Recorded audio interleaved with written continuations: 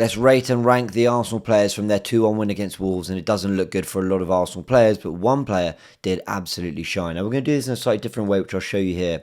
We've got more of a tier list system. I think the 0 to 10 ratings can be a little bit confusing, but I think we can all agree whether someone was brilliant, or whether they were good, or whether they were poor, and everything in between. So that's how we're going to do it for this stream, for this video, should I say. Let me know your thoughts in the comment section below, and we start, as we always do, with David Raya in goal, who I thought was good. Like, genuinely, if I have to be fair, I don't think you can blame him for the goal in any way. I don't think you can, it's headed last minute distribution. I didn't see many problems. I don't really see much else to do other than the odd save here and there. Ben White, I know he came off with an injury, so this might be a bit harsh, but I had him down as not great. I did feel that even in the first half, he was just, some of his passing and weight of pass wasn't great. His runs and crosses weren't brilliant. Wasn't really supporting that right-hand side brilliantly. Maybe that's a little bit harsh. But yeah, ultimately, it wasn't a great night for him, whether he performed great or not. Jurrien Timber, I had down as good, I thought he was quite good on the day. Defending was solid. I don't really see much of a problem. Won most of his aerial duels, and the right-hand side was trying to make things happen. Wasn't his best game going forward, but he was asked to sort of slot in, having started the game at centre-back. William Saliba came back, and I think Arteta said that he was actually rushed back. That basically they needed him fit because of the injury problems they've got at the back. I think he was good. Again, he's not at fault for the goal, but again, nothing special. I don't think he really stood out to me in any way, shape or form. Now, Pierre Hincapie, while he had some good moments, to be fair, I've got to be honest and say not great. When you look at how easily he was beaten for the goal, I mean, it's just a flick on where the guys just had to head it towards the middle of the goal, and it's gone into the back of the net because it's wrong-footed Raya. And you think Hincapie, the right side of the defender, should be able to ultimately deal with that in some capacity. He did some neat things, but there were some things I didn't love either. I know he started the game at left back. Actually whipped a lovely cross into the box in the first half, but not great, and it really is mainly down to that goal, if I'm being probably quite harsh. Now, Declan Rice, I also had down as not great, I don't think he was great on the day whatsoever. Now, to be fair, second half came alive. I think there was a good shot or two, one of them from a free kick. You see, he was trying to drive the team forward, but some of his distribution wasn't great. His set pieces were really, really poor. Declan Rice, who's had a really good start to the season, not long ago, I think, if I'm quoting correctly, said that he was in the form of his life, just hasn't been at it. In the at Villa, he was okay. Obviously, he didn't play against Bruges, and this wasn't his best game either. He's a real trier. He's a leader for us. He's just not been at his best, and ideally, he needs a bit of rest, and this week between the Wolves game and Everton game has come at a good time for him.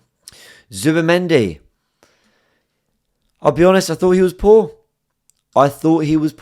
Where White and Hincapie, Rice had some redeeming qualities, I didn't really see anything redeeming about Zubimendi's performance, and was rightly hooked. And you know what? You could see in his reaction. He's been very, very good since we've signed him. Important player, and is in our best team, no question. However, you saw when he came off, he was so angry at himself. He knew he didn't have a good game, and he was rightly hooked. This is the kind of player who normally make an impact against a back five in a low block like this, but he had no impact, and a lot of his passing was wayward and poor in terms of decision making, execution, the lot.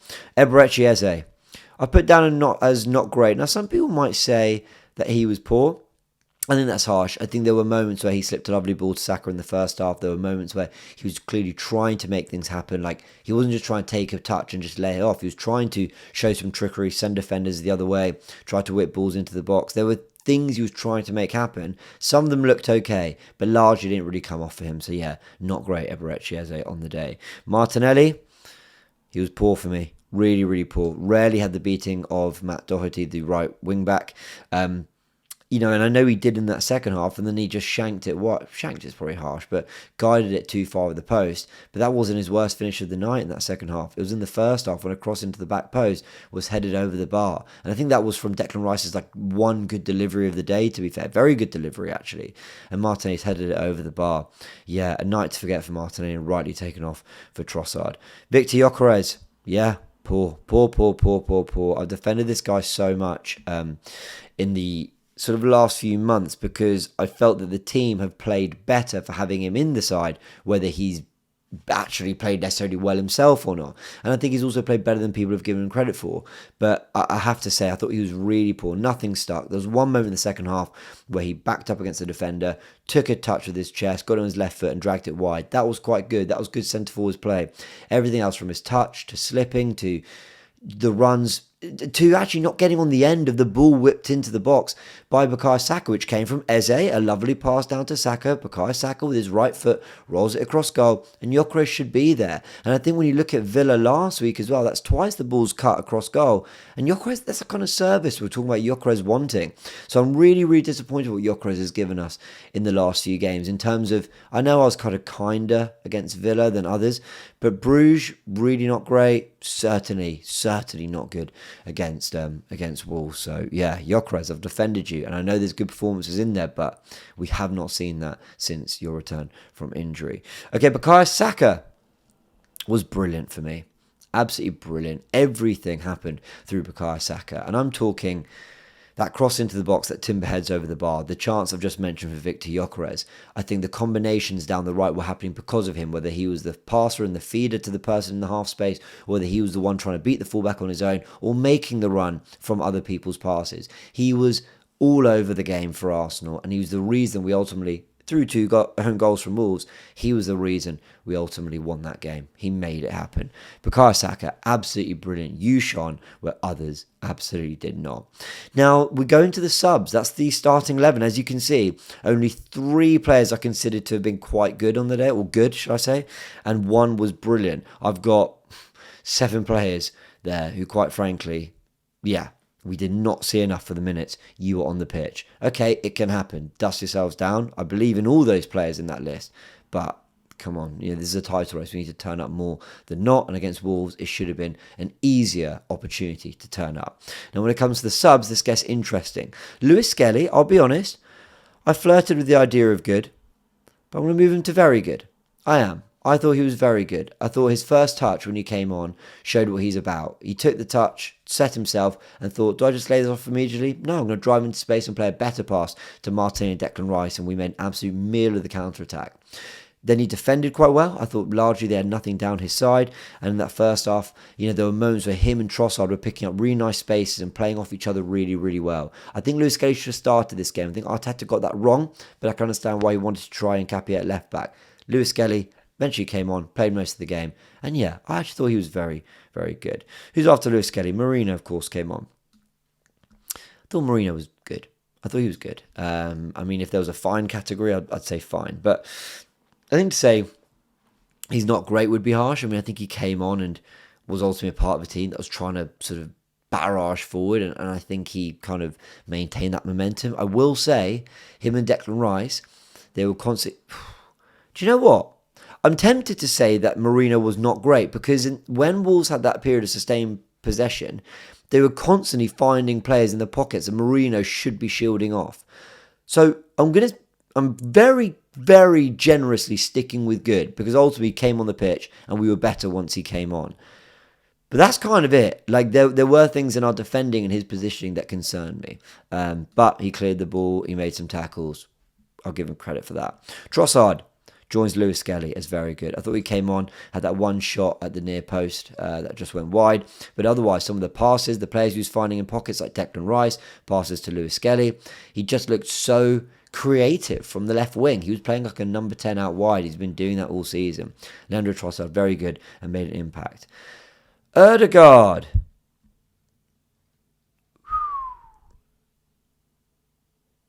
I've put as not great, if I'm honest. I didn't think he was great when he came on. Now, again, like those other players, there were moments, for sure, that you can look at as somewhat inspiring. And you know what?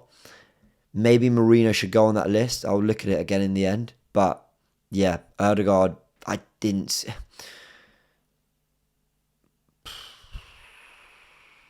Okay, I'm going to drag Merino down. I don't think I can say that one was good and the other wasn't great. So I'm going to say ultimately neither were great. I think to say good, I think there needs to have been some quite obvious positives about your performance. And I think there were with Raya, Timber and Saliba to a degree. With Odegaard and Merino, not great.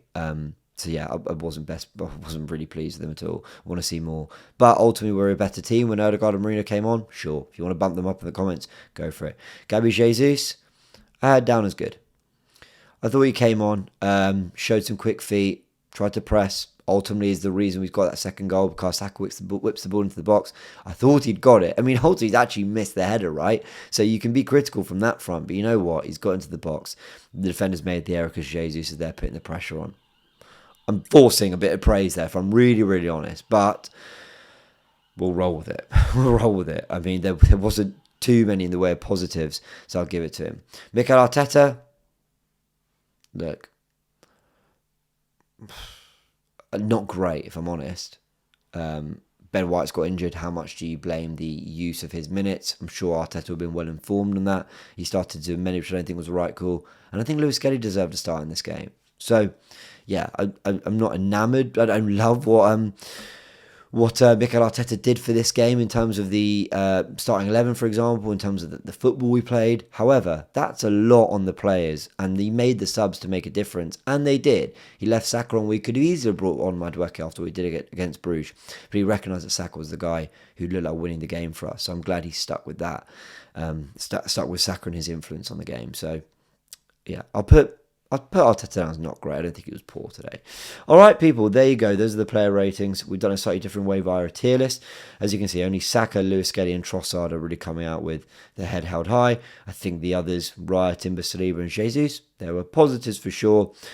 More negatives than positives for White all the way through to Merino there. And Zubimendi, Martinelli and Gyokeres, generally poor on the day for me. Let me know your thoughts in the comment section below. But let me know what you thought of this format, by the way. So a different way of doing it, the player ratings as well. If you like this, let me know in the comment section below. Had to do it this way just because of timing issues and the ability to, well, wasn't able to do the live stream the way I normally would. But if you liked this, let me know. We can keep this going. All right. Big thanks. Subscribe to the Goonerverse. Go check out my match reaction on Goonerverse News, and I'll see you all in a bit.